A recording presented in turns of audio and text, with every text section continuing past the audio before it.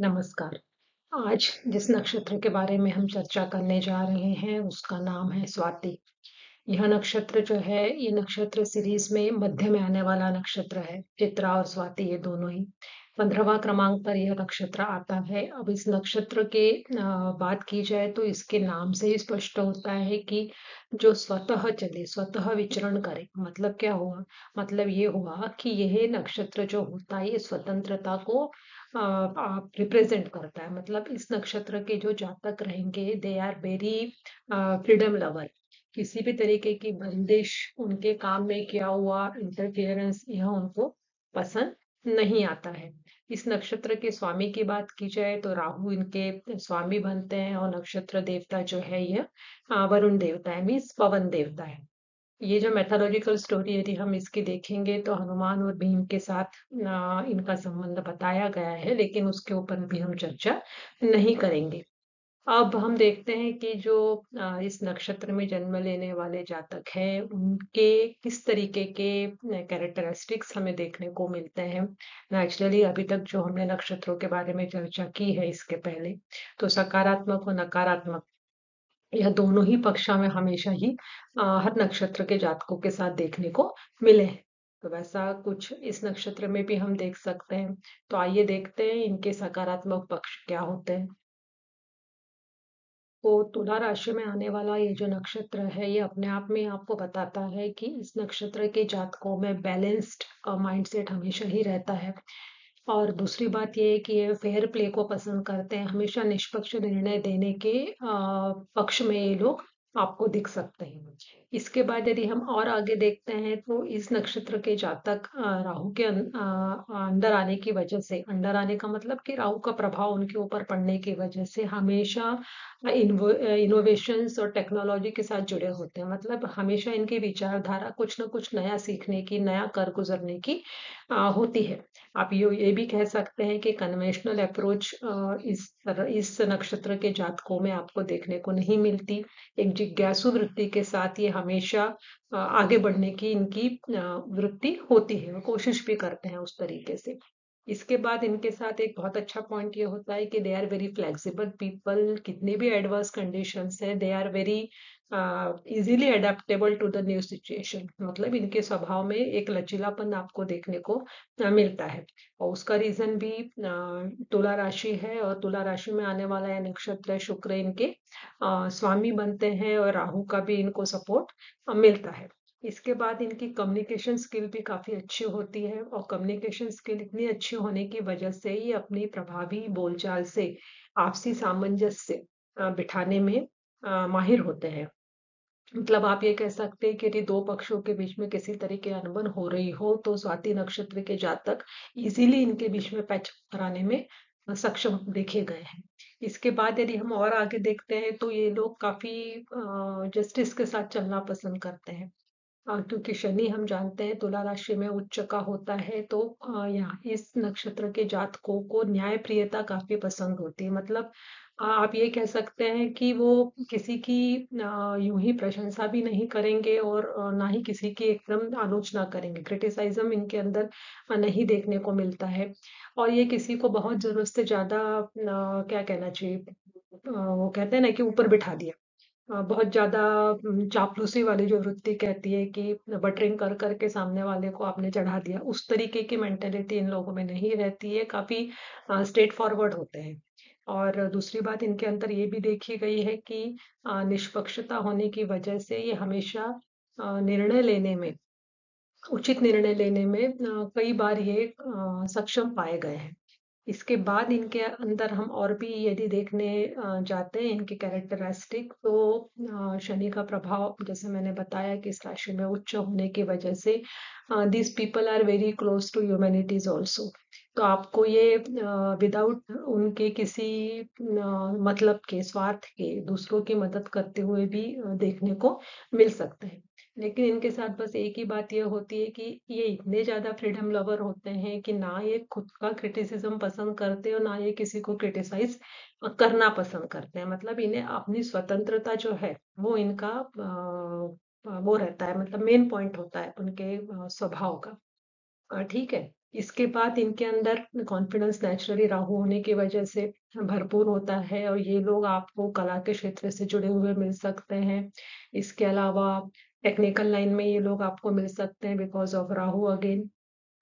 Then ये जो लोग हैं ये कई बार आपको फाइनेंस तरफ भी मिल सकते हैं, बैंकर हो गया, ऑडिटर हो गया। इस फील्ड में भी स्वाति के जातक आपको देखने को मिल सकते हैं और रिसर्च फील्ड में भी आपको ये देखने को मिल सकते हैं और कई बार ये लोग स्पिरिचुअल साइड में भी देखने को मिलते हैं। ये डिपेंड करेगा अगेन कि राहु की और शुक्र इन दोनों ग्रहों की कुंडली में किस तरीके की स्थिति है उसके ऊपर हम इसका निर्णय ले सकते हैं। तो ये हमने जाना कि स्वाति के सकारात्मक गुण क्या-क्या होते हैं और हाँ, एक बात और भी है इसके अंदर कि ये लोग बहुत अच्छे शांति दूत माने जाते हैं। वो जो मैंने आपको शुरू में बताया कि सामंजस्य बिठाने में ये काफ़ी माहिर होने की वजह से इन्हें ये जो डिप्लोमेट जिसको हम कहते हैं वो भी ये हो सकते हैं मतलब उस फील्ड में भी इन लोगों का करियर बन सकता है। अब जानते हैं आगे कि इनके नेगेटिव पॉइंट्स भी क्या-क्या होते हैं। अब देखिए यूँ तो स्वाति के बहुत सारे पॉजिटिव ट्रेड्स मैंने भी आपके साथ डिस्कस किए लेकिन इसके बाद भी कुछ नेगेटिव पॉइंट्स इनके साथ होते हैं। अब होता ये है कि ये इतनी ज़्यादा स्वतंत्रता को पसंद करते हैं, अपने काम में किसी की दखल-अंदाज़ी इन्हें पसंद नहीं है। तो देखिए सोसाइटी में भी आप जब रह रहे होते हैं तो हम अकेले नहीं यहाँ पे सर्वाइव कर सकते, हमें टीम वर्क में काम करना पड़ता है। तो उसमें नेचुरली किसी न किसी के डिसीज़न को आपको सुनना पड़ेगा, समझना पड़ेगा। कभी-कभी फॉलो भी करना पड़ता है।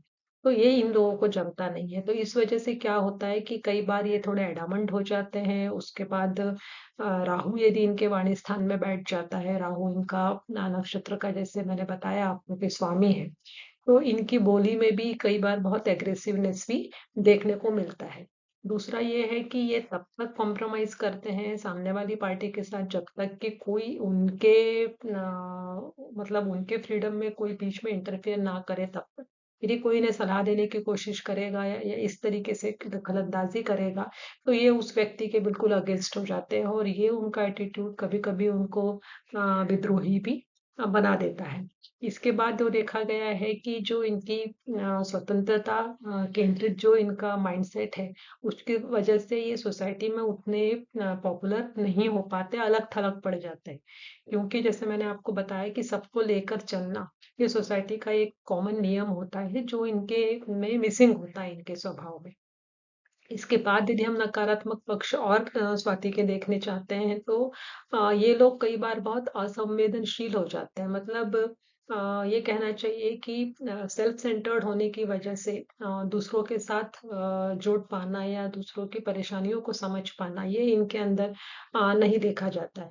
ऐसा नहीं है कि ये लोग झगड़ा करने के लिए उतारू रहेंगे, बिल्कुल नहीं। वैसे तो ये मिलनसार रहेंगे, हंसमुख रहेंगे, लोगों के साथ एडजस्ट करने की कोशिश करेंगे। लेकिन तब तक कि जब तक कि उनका जो एक कहना चाहिए ना कि एक लक्ष्मण रेखा बना दी है, उस लक्ष्मण रेखा को कोई क्रॉस करके उनके सर्कल में अंदर ना आए तब तक तो ये काफ़ी अच्छे हैं। लेकिन यदि कोई अंदर आने की कोशिश करता है विदाउट देयर परमिशन तब तो ये लोग काफ़ी गुस्सैल देखे गए हैं और कई बार ये भी देखने में आता है कि ये लोग जो होते हैं निर्णय लेने में उतने सक्षम नहीं होते मतलब निर्णय तो ले लेते हैं लेकिन जैसे अब ये डिपेंड करेगा कि ग्रहों की पोजीशन कुंडली में किस तरीके से बैठी है तो उसमें भी देखा गया है कि एक अनिश्चितता इम्पल्सिवनेस भी इंडिसिसिवनेस भी इनके कैरेक्टर में आपको देखने को मिल जाता है मतलब किसी भी निर्णय पे लंबे समय तक चल पाना यह इस नक्षत्र के जातकों के लिए जरा मुश्किल काम देखा गया है फिर भी स्वाति जो नक्षत्र है ये शुभ नक्षत्रों की श्रेणी में आता है और सबसे बड़ी बात इसके बारे में ये भी कही गई है कि स्वाति नक्षत्र में यदि पानी की बूंद सीप के अंदर गिरती है तो वह मोती बन जाता है जो एक कहावत मानी जाती है लेकिन कहने का उसके पीछे गूढ़ार्थ ये हो गया कि इस नक्षत्र में जन्म लेने वाले जो जातक होते हैं वो अपने लाइफ में काफी राइज करते हैं पॉपुलर होते हैं मतलब चमकते हैं मोती के समान आप उसको इस तरीके से भी समझ सकते हैं और ये भी देखा गया है कि बिकॉज ऑफ वीनस इनका जो राशि स्वामी बनता है जो कि हम जानते हैं कि ये भोग विलास के साथ लग्जरी के साथ जुड़ा हुआ ग्रह है। मतलब कुल मिला के आप ये कह सकते हैं कि मटेरियलिस्टिक लाइफ की तरफ इसका रुझान ज़्यादा होता है। तो ये जो पीपल होते हैं स्वाति वाले, ये थोड़े-से डिसकंटेंटेड होते हैं। इन्हें कभी भी लाइफ में सैटिस्फैक्शन नहीं मिल पाता। मतलब इन्हें लगता है कि मैं और कुछ पा लूँ, इतना मुझे मिल गया और आगे। इस तरीके की वृत्ति इनके अंदर देखने में आती है। तो अभी हमने स्वाति नक्षत्र के बारे में समझा, जाना, कुछ उसके अच्छे और कुछ कुछ उसके बुरे प्रभावों को भी समझने की कोशिश की। उम्मीद करते हैं कि आगे आने वाले नक्षत्र सीरीज में हम अगले नक्षत्र के ऊपर इसी तरीके से चर्चा करेंगे। तब तक के लिए आप सभी का धन्यवाद, नमस्कार। आप हमारे चैनल को सब्सक्राइब कीजिए, लाइक कीजिए और हमारा उत्साहवर्धन इसी तरीके से बढ़ाते रहिए। धन्यवाद, नमस्कार। आप इस चैनल के साथ जुड़े हैं इसके लिए धन्यवाद। यदि आप अपने कुंडली का एनालिसिस चाहते हैं या किसी प्रॉब्लम में परेशान हैं, उसका सॉल्यूशन चाहते हैं, तो स्क्रीन पे दिए हुए नंबर पे आप मुझे व्हाट्सएप कर सकते हैं। वहाँ आपकी क्वेरीज आप लिख के भेज दीजिए विथ योर बर्थ डिटेल्स। इस सेवा के लिए आपसे एक नॉमिनल चार्ज लिया जाएगा और सॉल्यूशन आपको जल्द से जल्द देने की कोशिश की जाएगी।